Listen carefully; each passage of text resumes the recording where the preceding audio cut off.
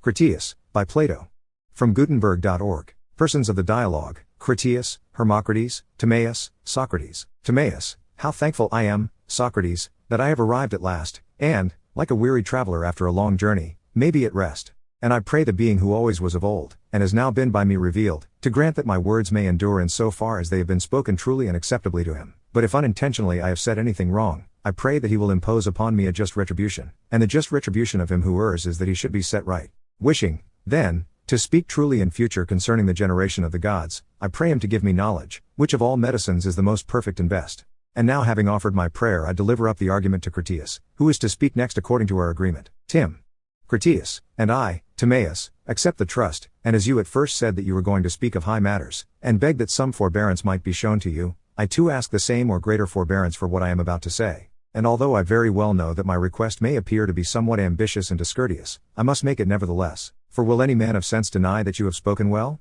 I can only attempt to show that I ought to have more indulgence than you, because my theme is more difficult, and I shall argue that to seem to speak well of the gods to men is far easier than to speak well of men to men, for the inexperience and utter ignorance of his hearers about any subject is a great assistance to him who has to speak of it, and we know how ignorant we are concerning the gods. But I should like to make my meaning clearer, if you will follow me. All that is said by any of us can only be imitation and representation. For if we consider the likenesses which painters make of bodies divine and heavenly, and the different degrees of gratification with which the eye of the spectator receives them, we shall see that we are satisfied with the artist who is able in any degree to imitate the earth and its mountains, and the rivers, and the woods, and the universe, and the things that are and move therein, and further, that knowing nothing precise about such matters, we do not examine or analyze the painting. All that is required is a sort of indistinct and deceptive mode of shadowing them forth. But when a person endeavors to paint the human form, we are quick at finding out defects, and our familiar knowledge makes us severe judges of any one who does not render every point of similarity. And we may observe the same thing to happen in discourse. We are satisfied with a picture of divine and heavenly things which has very little likeness to them, but we are more precise in our criticism of mortal and human things.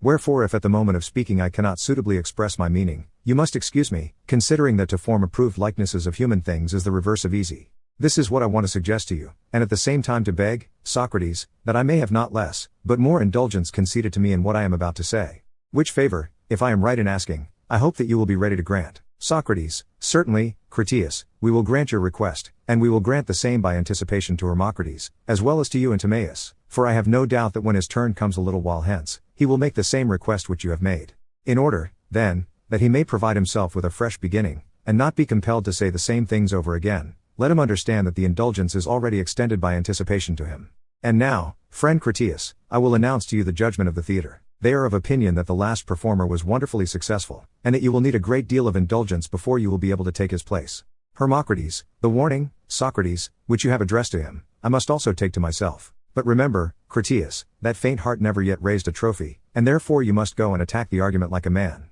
First invoke Apollo and the Muses, and then let us hear you sound the praises and show forth the virtues of your ancient citizens. Critias: friend Hermocrates, you, who are stationed last and have another in front of you, have not lost heart as yet. The gravity of the situation will soon be revealed to you. Meanwhile I accept your exhortations and encouragements. But besides the gods and goddesses whom you have mentioned, I would specially invoke Mnemosyne, for all the important part of my discourse is dependent on her favor, and if I can recollect and recite enough of what was said by the priests and brought hither by Solon, I doubt not that I shall satisfy the requirements of this theatre. And now, making no more excuses, I will proceed. Let me begin by observing first of all, that 9,000 was the sum of years which had elapsed since the war which was said to have taken place between those who dwelt outside the pillars of Heracles and all who dwelt within them. This war I am going to describe. Of the combatants on the one side, the city of Athens was reported to have been the leader and to have fought out the war. The combatants on the other side were commanded by the kings of Atlantis, which, as I was saying, was an island greater in extent than Libya and Asia, and when afterwards sunk by an earthquake, became an impassable barrier of mud to voyagers sailing from hence to any part of the ocean.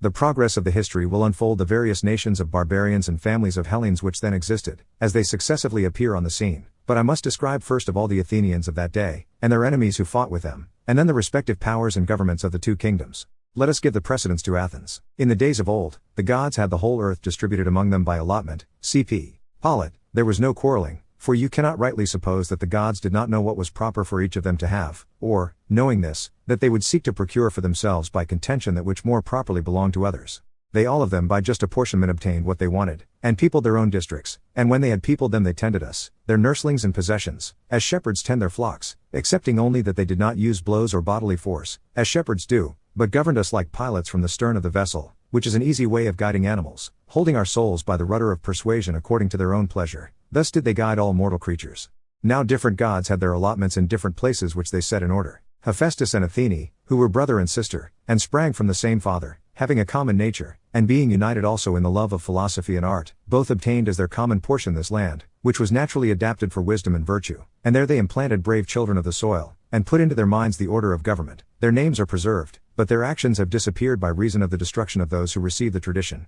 and the lapse of ages. For when there were any survivors, as I have already said, they were men who dwelt in the mountains, and they were ignorant of the art of writing, and had heard only the names of the chiefs of the land, but very little about their actions. The names they were willing enough to give to their children, but the virtues and the laws of their predecessors, they knew only by obscure traditions, and as they themselves and their children lacked for many generations the necessaries of life, they directed their attention to the supply of their wants, and of them they conversed, to the neglect of events that had happened in times long past. For mythology and the inquiry into antiquity are first introduced into cities when they begin to have leisure, cp. Arist. Metaphys, and when they see that the necessaries of life have already been provided, but not before. And this is the reason why the names of the ancients have been preserved to us and not their actions. This I infer because Solon said that the priests in their narrative of that war mentioned most of the names which are recorded prior to the time of Theseus, such as Cecrops, and Erechtheus, and Erichthonius, and Erysichthon, and the names of the women in like manner. Moreover, since military pursuits were then common to men and women, the men of those days in accordance with the custom of the time set up a figure and image of the goddess in full armor, to be a testimony that all animals which associate together, male as well as female, may, if they please, practice in common the virtue which belongs to them without distinction of sex. Now the country was inhabited in those days by various classes of citizens. There were artisans, and there were husbandmen, and there was also a warrior class originally set apart by divine men. The latter dwelt by themselves, and had all things suitable for nurture and education. Neither had any of them anything of their own, but they regarded all that they had as common property, nor did they claim to receive of the other citizens anything more than their necessary food. And they practiced all the pursuits which we yesterday described as those of our imaginary guardians. Concerning the country, the Egyptian priests said what is not only probable but manifestly true, that the boundaries were in those days fixed by the isthmus, and that in the direction of the continent they extended as far as the heights of Cathiron and Parnes. The boundary line came down in the direction of the sea, having the district of Oropus on the right, and with the river Asopus as the limit on the left. The land was the best in the world, and was therefore able in those days to support a vast army, raised from the surrounding people. Even the remnant of Attica which now exists may compare with any region in the world for the variety and excellence of its fruits and the suitableness of its pastures to every sort of animal, which proves what I am saying. But in those days the country was fair as now and yielded far more abundant produce. How shall I establish my words? And what part of it can be truly called a remnant of the land that then was? The whole country is only a long promontory extending far into the sea away from the rest of the continent, while the surrounding basin of the sea is everywhere deep in the neighborhood of the shore. Many great deluges have taken place during the 9,000 years, for that is the number of years which have elapsed since the time of which I am speaking, and during all this time and through so many changes, there has never been any considerable accumulation of the soil coming down from the mountains, as in other places, but the earth has fallen away all round and sunk out of sight. The consequence is, that in comparison of what then was, there are remaining only the bones of the wasted body, as they may be called, as in the case of small islands, all the richer and softer parts of the soil having fallen away, and the mere skeleton of the land being left. But in the primitive state of the country, its mountains were high hills covered with soil, and the plains, as they are termed by us, of Phaleus were full of rich earth, and there was abundance of wood in the mountains. Of this last the traces still remain, for although some of the mountains now only afford sustenance to bees, not so very long ago there were still to be seen roofs of timber cut from trees growing there, which were of a size sufficient to cover the largest houses, and there were many other high trees, cultivated by man and bearing abundance of food for cattle. Moreover, the land reaped the benefit of the annual rainfall, not as now losing the water which flows off the bare earth into the sea, but, having an abundant supply in all places, and receiving it into herself and treasuring it up in the close clay soil, it led off into the hollows the streams which it absorbed from the heights, providing everywhere abundant fountains and rivers, of which there may still be observed sacred memorials in places where fountains once existed, and this proves the truth of what I am saying. Such was the natural state of the country, which was cultivated, as we may well believe, by true husbandmen, who made husbandry their business, and were lovers of honor, and of a noble nature, and had a soil the best in the world, and abundance of water, and in the heaven above an excellently attempered climate. Now the city in those days was arranged on this wise. In the first place the Acropolis was not as now, for the fact is that a single night of excessive rain washed away the earth and laid bare the rock. At the same time there were earthquakes, and then occurred the extraordinary inundation, which was the third before the great destruction of Deucalion. But in primitive times the hill of the Acropolis extended to the Eridanus and Ilissus, and included the Nix on one side, and the Lycabettus as a boundary on the opposite side to the Nix, and was all well covered with soil, and level at the top, except in one or two places. Outside the Acropolis and under the sides of the hill there dwelt artisans, and such of the husbandmen as were tilling the ground near. The warrior class dwelt by themselves around the temples of Athene and Hephaestus at the summit, which moreover they had enclosed with a single fence like the garden of a single house. On the north side they had dwellings in common and had erected halls for dining in winter, and had all the buildings which they needed for their common life, besides temples, but there was no adorning of them with gold and silver, for they made no use of these for any purpose. They took a middle course between meanness and ostentation, and built modest houses in which they and their children's children grew old, and they handed them down to others who were like themselves, always the same. But in summertime they left their gardens and gymnasia and dining halls, and then the southern side of the hill was made use of by them for the same purpose. Where the Acropolis now is there was a fountain, which was choked by the earthquake, and has left only the few small streams which still exist in the vicinity, but in those days the fountain gave an abundant supply of water for all and of suitable temperature in summer and in winter. This is how they dwelt, being the guardians of their own citizens and the leaders of the Hellenes, who were their willing followers, and they took care to preserve the same number of men and women through all time, being so many as were required for warlike purposes, then as now, that is to say, about 20,000. Such were the ancient Athenians, and after this manner they righteously administered their own land and the rest of Hellas. They were renowned all over Europe and Asia for the beauty of their persons and for the many virtues of their souls, and of all men who lived in those days they were the most illustrious. And next, if I have not forgotten what I heard when I was a child, I will impart to you the character and origin of their adversaries, for friends should not keep their stories to themselves, but have them in common. Yet, before proceeding further in the narrative, I ought to warn you, that you must not be surprised if you should perhaps hear Hellenic names given to foreigners. I will tell you the reason of this. Solon, who was intending to use the tale for his poem, inquired into the meaning of the names, and found that the early Egyptians in writing them down had translated them into their own language, and he recovered the meaning of the several names and when copying them out again translated them into our language. My great-grandfather, Dropides, had the original writing, which is still in my possession, and was carefully studied by me when I was a child. Therefore if you hear names such as are used in this country, you must not be surprised, for I have told how they came to be introduced. The tale, which was of great length, began as follows. I have before remarked in speaking of the allotments of the gods, that they distributed the whole earth into portions differing in extent, and made for themselves temples and instituted sacrifices. And Poseidon, receiving for his lot the island of Atlantis, begat children by a mortal woman, and settled them in a part of the island, which I will describe. Looking towards the sea, but in the center of the whole island, there was a plain which is said to have been the fairest of all plains and very fertile. Near the plain again, and also in the center of the island at a distance of about 50 stadia, there was a mountain not very high on any side. In this mountain there dwelt one of the earth-born primeval men of that country, whose name was Evenor, and he had a wife named Lysippe, and they had an only daughter who was called Cleito. The maiden had already reached womanhood, when her father and mother died. Poseidon fell in love with her and had intercourse with her, and breaking the ground, enclosed the hill in which she dwelt all round, making alternate zones of sea and land larger and smaller, encircling one another. There were 2 of land and 3 of water, which he turned as with a lathe, each having its circumference equidistant every way from the center, so that no man could get to the island, for ships and voyages were not as yet. He himself, being a god, found no difficulty in making special arrangements for the center island, bringing up 2 springs of water from beneath the earth, one of warm water and the other of cold, and making every variety of food to spring up abundantly from the soil.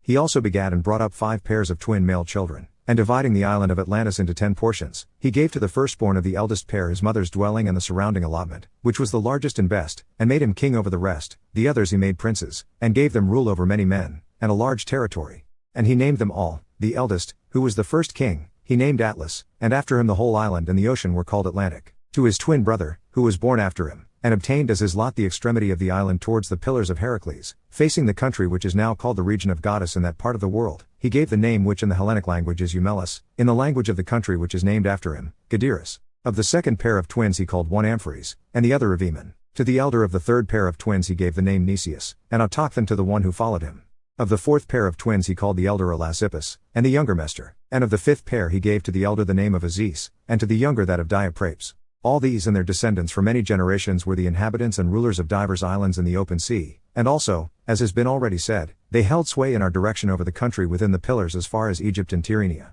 Now Atlas had a numerous and honorable family, and they retained the kingdom, the eldest son handing it on to his eldest for many generations, and they had such an amount of wealth as was never before possessed by kings and potentates, and is not likely ever to be again, and they were furnished with everything which they needed, both in the city and country. For because of the greatness of their empire many things were brought to them from foreign countries, and the island itself provided most of what was required by them for the uses of life. In the first place, they dug out of the earth whatever was to be found there, solid as well as fusel, and that which is now only a name and was then something more than a name, or a calcum, was dug out of the earth in many parts of the island, being more precious in those days than anything except gold. There was an abundance of wood for carpenter's work, and sufficient maintenance for tame and wild animals. Moreover, there were a great number of elephants in the island, For as there was provision for all other sorts of animals, both for those which live in lakes and marshes and rivers, and also for those which live in mountains and on plains, so there was for the animal which is the largest and most voracious of all. Also whatever fragrant things there now are in the earth, whether roots, or herbage, or woods, or essences which distill from fruit and flower, grew and thrived in that land, also the fruit which admits of cultivation, both the dry sort, which is given us for nourishment and any other which we use for food, we call them all by the common name of pulse, and the fruits having a hard rind, affording drinks and meats and ointments, and good store of chestnuts and the like, which furnish pleasure and amusement, and are fruits which spoil with keeping, and the pleasant kinds of dessert, with which we console ourselves after dinner, when we are tired of eating.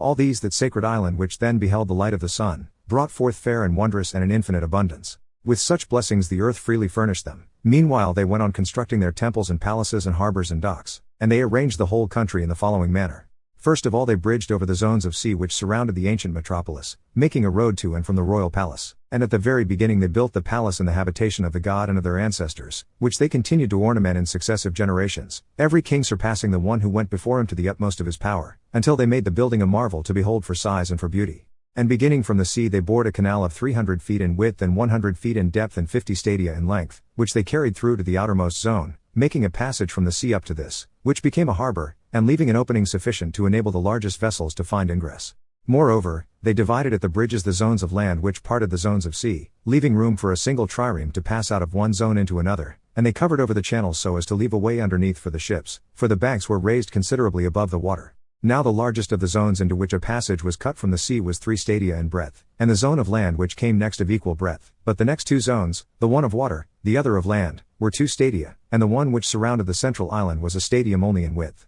The island in which the palace was situated had a diameter of 5 stadia, all this including the zones and the bridge, which was the 6th part of a stadium in width, they surrounded by a stone wall on every side, placing towers and gates on the bridges where the sea passed in. The stone which was used in the work they quarried from underneath the center island, and from underneath the zones, on the outer as well as the inner side. One kind was white, another black, and a third red, and as they quarried, they at the same time hollowed out double docks, having roofs formed out of the native rock. Some of their buildings were simple, but in others they put together different stones, varying the color to please the eye, and to be a natural source of delight. The entire circuit of the wall, which went round the outermost zone, they covered with a coating of brass, and the circuit of the next wall they coated with tin, and the third, which encompassed the citadel, flashed with the red light of orichalcum. The palaces in the interior of the citadel were constructed on this wise. In the center was a holy temple dedicated to Plato and Poseidon, which remained inaccessible, and was surrounded by an enclosure of gold. This was the spot where the family of the 10 princes first saw the light, and thither the people annually brought the fruits of the earth in their season from all the 10 portions, to be an offering to each of the 10.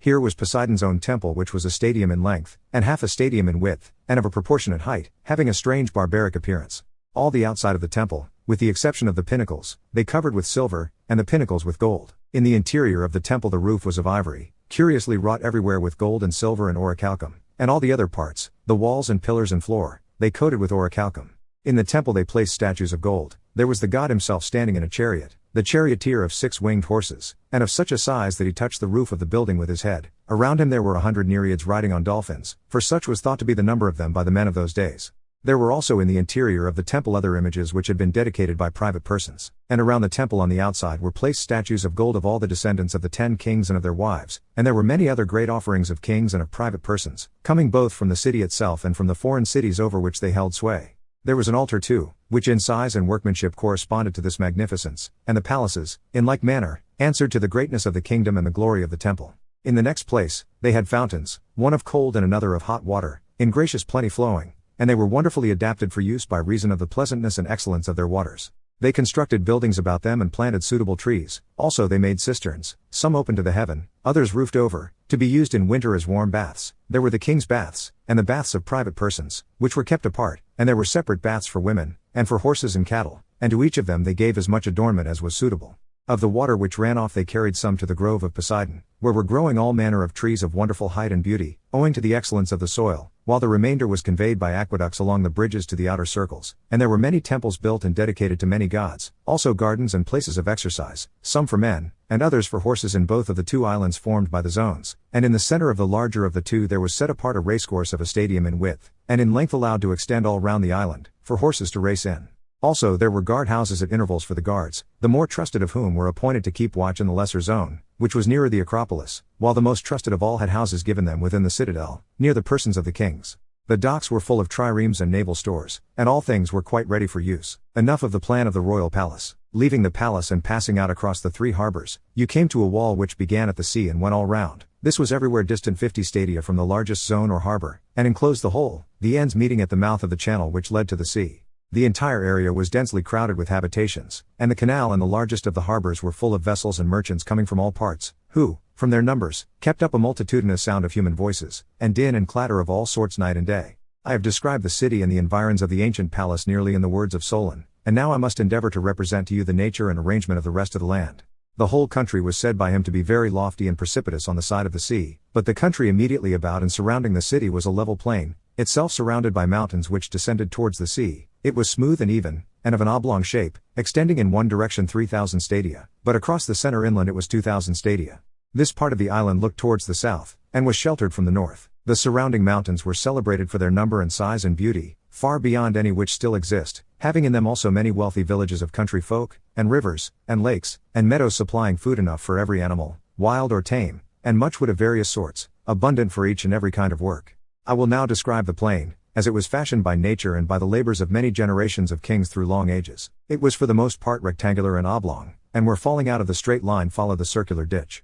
The depth, and width, and length of this ditch were incredible, and gave the impression that a work of such extent, in addition to so many others, could never have been artificial. Nevertheless I must say what I was told. It was excavated to the depth of 100 feet, and its breadth was a stadium everywhere. It was carried round the whole of the plain, and was 10,000 stadia in length. It received the streams which came down from the mountains, and winding round the plain and meeting at the city, was there let off into the sea. Further inland, likewise, straight canals of 100 feet in width were cut from it through the plain, and again let off into the ditch leading to the sea. These canals were at intervals of 100 stadia, and by them they brought down the wood from the mountains to the city, and conveyed the fruits of the earth in ships, cutting transverse passages from one canal into another, and to the city. Twice in the year they gathered the fruits of the earth, in winter having the benefit of the rains of heaven, and in summer the water which the land supplied by introducing streams from the canals. As to the population, each of the lots in the plain had to find a leader for the men who were fit for military service, and the size of a lot was a square of 10 stadia each way, and the total number of all the lots was 60,000. And of the inhabitants of the mountains and of the rest of the country there was also a vast multitude, which was distributed among the lots and had leaders assigned to them according to their districts and villages. The leader was required to furnish for the war the 6th portion of a war chariot, so as to make up a total of 10,000 chariots, also 2 horses and riders for them, and a pair of chariot horses without a seat, accompanied by a horseman who could fight on foot carrying a small shield, and having a charioteer who stood behind the man at arms to guide the 2 horses. Also, he was bound to furnish 2 heavy armed soldiers, 2 archers, 2 slingers, 3 stone shooters and 3 javelin men, who were light armed, and 4 sailors to make up the complement of 1,200 ships. Such was the military order of the royal city. The order of the other 9 governments varied, and it would be wearisome to recount their several differences. As to offices and honors, the following was the arrangement from the first. Each of the 10 kings in his own division and in his own city had the absolute control of the citizens, and, in most cases, of the laws, punishing and slaying whomsoever he would. Now the order of precedence among them and their mutual relations were regulated by the commands of Poseidon which the law had handed down. These were inscribed by the first kings on a pillar of orichalcum, which was situated in the middle of the island, at the temple of Poseidon, whither the kings were gathered together every 5th and every 6th year alternately, thus giving equal honor to the odd and to the even number. And when they were gathered together they consulted about their common interests, and inquired if any one had transgressed in anything, and passed judgment, and before they passed judgment they gave their pledges to one another on this wise. There were bulls who had the range of the temple of Poseidon, and the 10 kings, being left alone in the temple, after they had offered prayers to the god that they might capture the victim which was acceptable to him, hunted the bulls, without weapons, but with staves and nooses, and the bull which they caught they led up to the pillar and cut its throat over the top of it so that the blood fell upon the sacred inscription. Now on the pillar, besides the laws, there was inscribed an oath invoking mighty curses on the disobedient. When therefore, after slaying the bull in the accustomed manner, they had burnt its limbs, they filled a bowl of wine and cast in a clot of blood for each of them. The rest of the victim they put in the fire, after having purified the column all round. Then they drew from the bowl in golden cups, and pouring a libation on the fire, they swore that they would judge according to the laws on the pillar, and would punish him who in any point had already transgressed them, and that for the future they would not, if they could help, offend against the writing on the pillar, and would neither command others, nor obey any ruler who commanded them, to act otherwise than according to the laws of their father Poseidon. This was the prayer which each of them offered up for himself and for his descendants, at the same time drinking and dedicating the cup out of which he drank in the temple of the god. And after they had supped and satisfied their needs, when darkness came on, and the fire about the sacrifice was cool, all of them put on most beautiful azure robes, and, sitting on the ground, at night, over the embers of the sacrifices by which they had sworn, and extinguishing all the fire about the temple, they received and gave judgment, if any of them had an accusation to bring against any one. And when they had given judgment, at daybreak they wrote down their sentences on a golden tablet, and dedicated it together with their robes to be a memorial. There were many special laws affecting the several kings inscribed about the temples, but the most important was the following: they were not to take up arms against one another, and they were all to come to the rescue if anyone in any of their cities attempted to overthrow the royal house. Like their ancestors, they were to deliberate in common about war and other matters, giving the supremacy to the descendants of Atlas. And the king was not to have the power of life and death over any of his kinsmen unless he had the assent of the majority of the 10. Such was the vast power which the gods settled in the lost island of Atlantis, and this he afterwards directed against our land for the following reasons, as tradition tells: for many generations, as long as the divine nature lasted in them, they were obedient to the laws, and well affectioned towards the god, whose seed they were, for they possessed true and in every way great spirits, uniting gentleness with wisdom in the various chances of life, and in their intercourse with one another. They despised everything but virtue, caring little for their present state of life, and thinking lightly of the possession of gold and other property, which seemed only a burden to them. Neither were they intoxicated by luxury, nor did wealth deprive them of their self-control, but they were sober, and saw clearly that all these goods are increased by virtue and friendship with one another, whereas by too great regard and respect for them, they are lost in friendship with them. By such reflections and by the continuance in them of a divine nature, the qualities which we have described grew and increased among them. But when the divine portion began to fade away, and became diluted too often and too much with the mortal admixture, and the human nature got the upper hand, they then, being unable to bear their fortune, behaved unseemly, and to him who had an eye to see grew visibly debased, for they were losing the fairest of their precious gifts. But to those who had no eye to see the true happiness, they appeared glorious and blessed at the very time when they were full of avarice and unrighteous power. Zeus, the god of gods, who rules according to law, and is able to see into such things, perceiving that an honorable race was in a woeful plight, and wanting to inflict punishment on them, that they might be chastened and improve, collected all the gods into their most holy habitation, which, being placed in the center of the world, beholds all created things. And when he had called them together, he spake as follows. The rest of the dialogue of Critias has been lost.